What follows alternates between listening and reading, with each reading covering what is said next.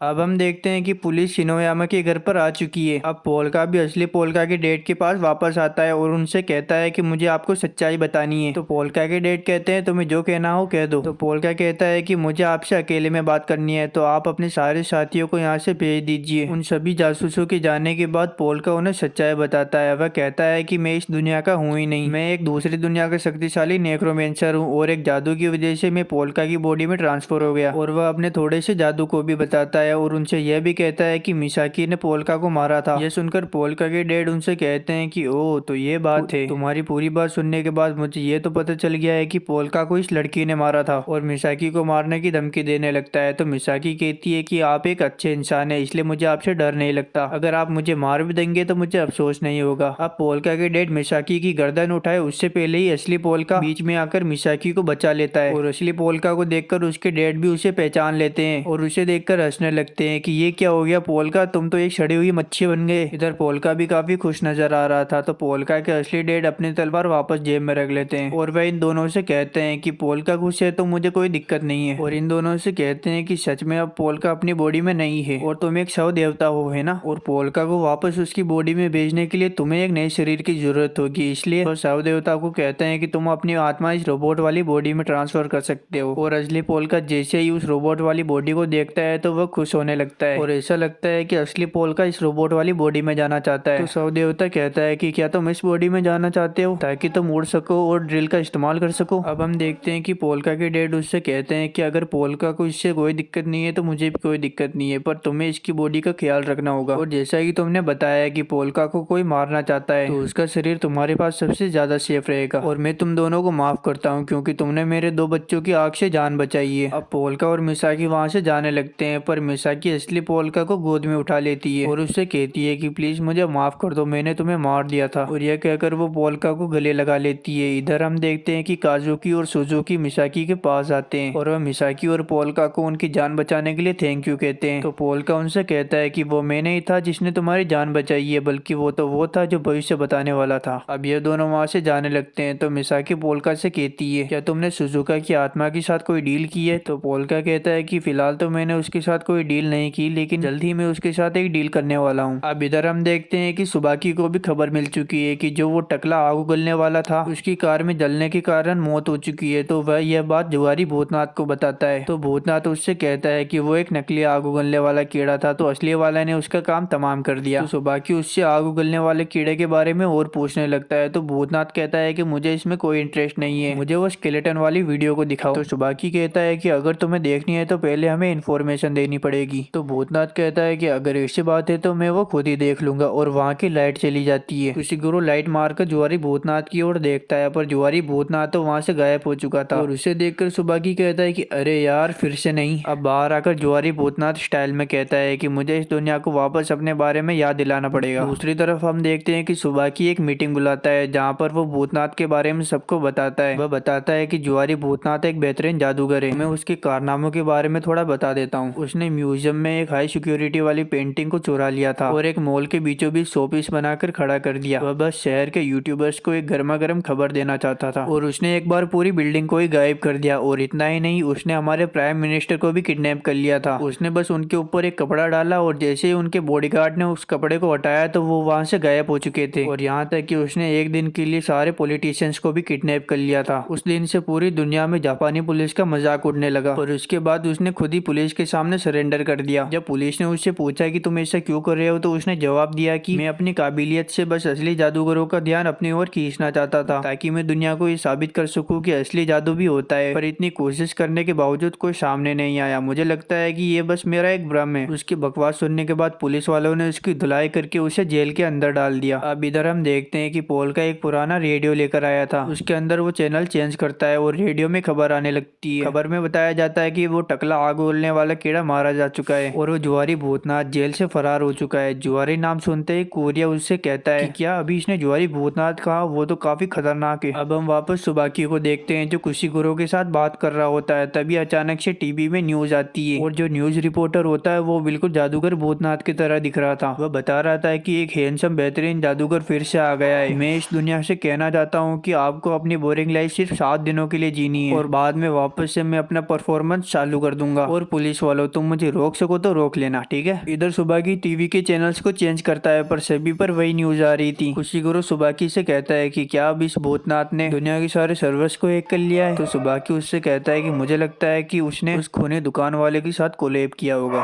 अब हमें वापस पोल्का को दिखाया जाता है। अब कोरिया पोल्का को जादूगर के बारे में और बताता है। वह कहता है कि जुआरी भूतनाथ एक बेहतरीन जादूगर था पर वो बहुत सनकी था। उसने ऐसे ऐसे काम कर रखे थे जिसने पुलिस वालों की नाक में दम कर रखा था। और वह पोल्का से कहता है कि क्या तुम्हारी दुनिया में कोई ऐसी एंटिटी एग्जिस्ट नहीं करती थी। तो पोल्का कहता है कि मैं अपने कोयले की खदान से कभी बाहर ही नहीं निकला और उसके बावजूद मैंने कई लोगों के बारे में सुना था, जैसे खूनी राजा और आग उगलने वाला ड्रैगन। उसका साइज भले ही एक कार जितना था लेकिन उसने पहाड़ जितने कीड़े को हराया हुआ था। कोरिया उससे कहता है कि कितनी कमाल की बात है, तुम्हारी दुनिया में ड्रैगन्स एग्जिस्ट करते हैं। तो पोल्का कहता है कि मैंने तुम्हारी किताबों की कहानियों में उन्हें देखा था तो मुझे लगा कि वो तुम्हारी दुनिया में भी एग्जिस्ट करते होंगे। अब इधर हम देखते हैं कि जुआरी भूतनाथ अंधेरी रातों में एक बिल्डिंग पर एक आदमी के साथ खड़ा होता है। वह असली आग उगलने वाला कीड़ा होता है। वह भूतनाथ को कॉल लगाता है। भूतनाथ उसके कॉल को उठाते ही पहचान लेता है। वो कहता है कि तुम इतने पास खड़े होते हुए भी कॉल क्यों कर रही हो, क्या तुम्हें ये पैसों की बर्बादी नहीं लगती। तो वो कीड़ा उससे कहता है कि तुम्हें आखिर मेरे बारे में पता कैसे चला। ये सुनते ही जुआरी भूतनाथ उसके ऊपर कार्ड से हमला करने की कोशिश करता है पर वो कार्ड हवा में ही जल जाता है। भूतनाथ उससे कहता है कि तुमसे मिलने के बाद मुझे ये तो पता चल गया कि तुम कोई असली जादूगर नहीं हो बल्कि तुम भी मेरे जैसे एक हाथ की सफाई दिखाने वाले इंसान हो। अब इन दोनों में फाइट शुरू हो जाती है। जुआरी भूतनाथ अपने ताश के पत्तों से फाइट करता है पर वो आग उगलने वाला अपनी आग से सारे पत्तों को जला देता है। भूतनाथ वहां से डरकर भागने लगता है और आग से बचने के लिए गुब्बारों की मदद से हवा में उड़ने लगता है पर उसकी किस्मत खराब होती है। एक एक करके सारे गुब्बारे फूटने लगते हैं और वह सीधा आग में गिर पड़ता है पर वो उससे भी बच जाता है पर उसके कपड़ों में आग लग जाती है और वह तेजी से भागने लगता है। अब वह अपने ताश के पत्तों की मदद से उस आग को काबू कर लेता है और वहाँ पर एक बड़ा सा धमाका होता है और अगले ही पल हम देखते हैं कि जुआरी भूतनाथ आग उगलने वाले की छतरी पर खड़ा होता है और वह उसे अपनी टीम में आने का ऑफर देता है और उसे उन स्केलेटन वाली वीडियोस के बारे में भी पूछता है। अब सीन चेंज होता है जहाँ पर हम देखते हैं कि पोल्का और मिसाकी आपस में बात कर रहे होते हैं। तभी उनके दरवाजे पर कोई आ जाता है और जैसे ही वो दरवाजा खोलते हैं तो एक बड़ी सी शार्क निकलती है। बाद में पता चलता है कि यह तो सायो है और उसके साथ उसका असिस्टेंट भी आया हुआ होता है।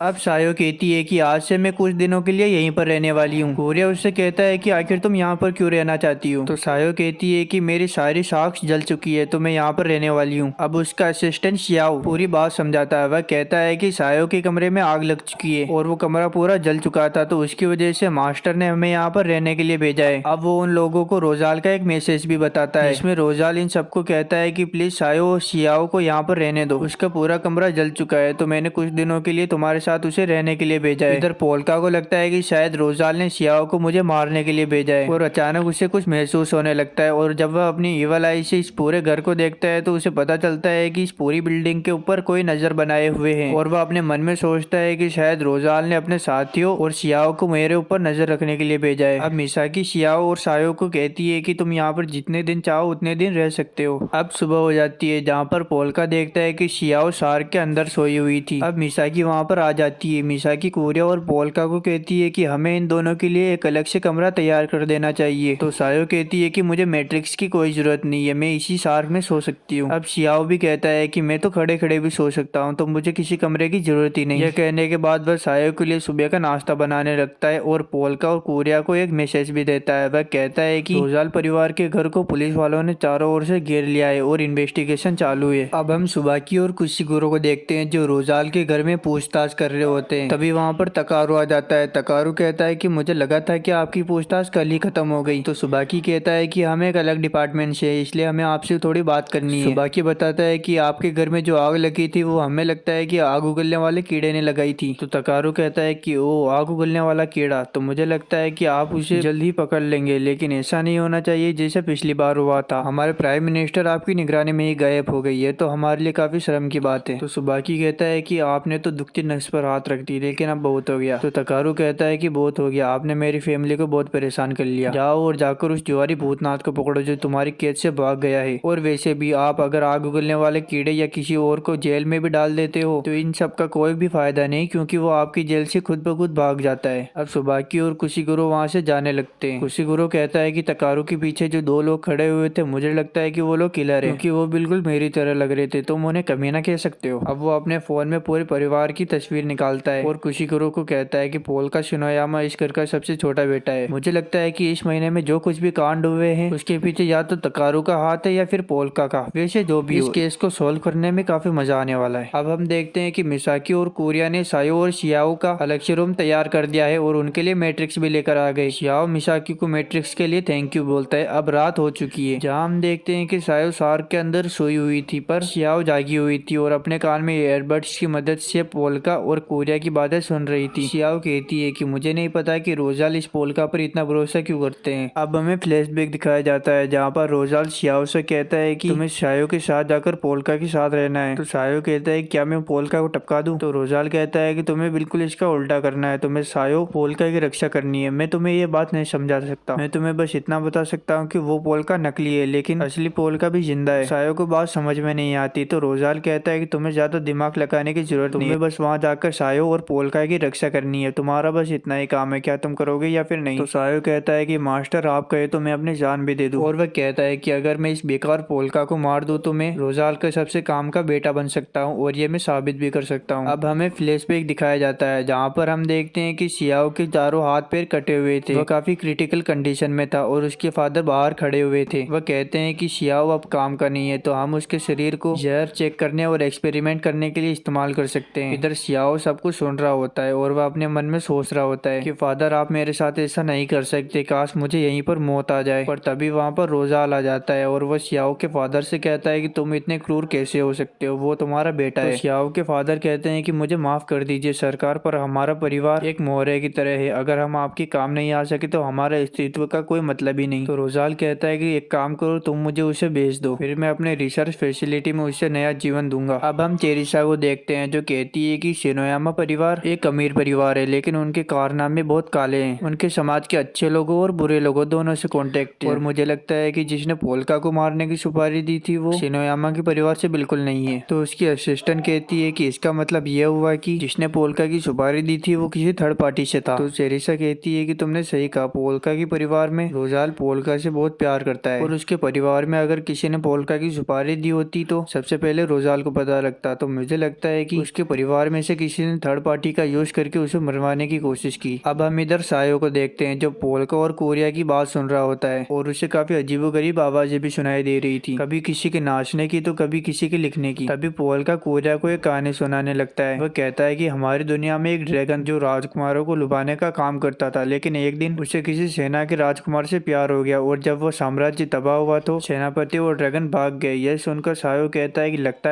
है ये वीडियो गेम कुछ ज्यादा ही खेलता है। पोल्का और कोरिया ऐसी बातें करते हैं जिस पर उसे लगता है कि पोल्का एक नंबर का फेंकू इंसान है। अब इधर हम सुबाकी को देखते हैं जो फिर से एक मीटिंग कर रहा होता है। मीटिंग में वो सबको बता रहा होता है कि पोल्का शिनोयामा का इन जितने भी केसेस उन सबसे कोई रिश्ता है और उनके साथ जो एक लड़की रहती है उसके पैरों के निशान हमें एक क्राइम सीन पर मिले हैं। तभी कुशिकुरो कहता है कि पोल्का शिनोयामा रोजाल का छोटा बेटा है और इसके बावजूद वह एक बिल्डिंग में रह रहा है, यहाँ तक कि उसने कहा था कि कोरिया उसका सबसे करीबी दोस्त है। तो सुबाकी कहता है कि हमें पोल्का के ऊपर नजर रखनी होगी और उसकी छोटी से छोटी हलचल पर भी नजर रखनी होगी। अब हम देखते हैं कि पोल्का और मिसाकी अपने दुकान के लिए तैयार हो रहे होते हैं। तभी वहाँ पर सुबाकी और कुशिकुरो आ जाते हैं। उन्हें देखकर कोरिया जल्दी से टेबल के नीचे छुप जाता है। कुशिकुरो पोल्का से कहता है कि मुझे अपना भविष्य जानना है और यह सुनकर सारे के सारे लोग दंग रह जाते हैं।